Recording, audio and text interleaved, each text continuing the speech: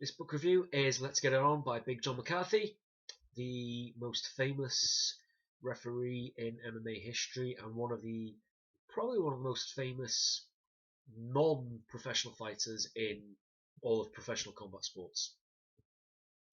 This book, I think, from a self-defense point of view, you don't really need it. From a fan of mixed martial arts, for a fan of martial arts, you do need it.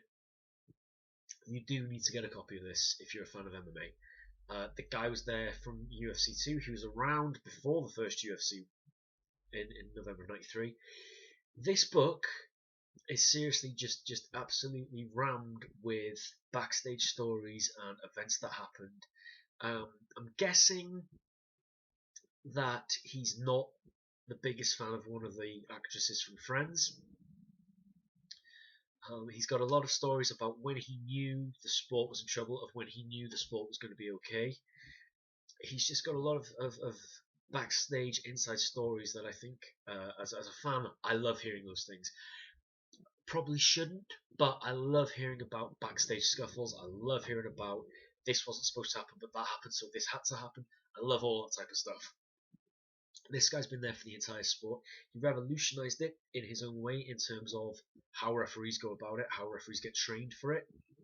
So coming from a point where referees had no clue what the hell was going on, to him having been the guy that put it together and is training the referees, that's fantastic.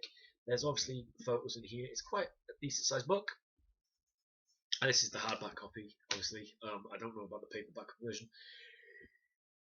He was there for most of the history. He definitely has a story worth hearing. Again, it's called Let's Get It On by Big John McCarthy. I will just say, do you ready? Once you read the book, you'll understand. It is worth getting, and I hope you do get it. If you do get it and you do read it, please come back and let me know in the comments section what you thought of it. Please do like and share this, and yeah, I do hope you get it, and I do hope you enjoy it, because it is a really, really fun book. It's always good to read this type of stuff from people who weren't actually fighting in the event, because obviously whenever a fighter writes a book, they tend to lean towards themselves being Superman, and every loss they had was because they had the flu, or because they had a broken leg, or because of this, because of that. It's nice to get a straight down the middle review on these fights, because this is the guy that was there. This is the guy who knew if they were injured, saw how they were fighting, and again, he's made his profession, he's made his name by being impartial and calling it down the middle, and that's exactly what you'd expect to find in the book, and that's exactly what you get in the book. So please do get a copy and let me know what you think about it.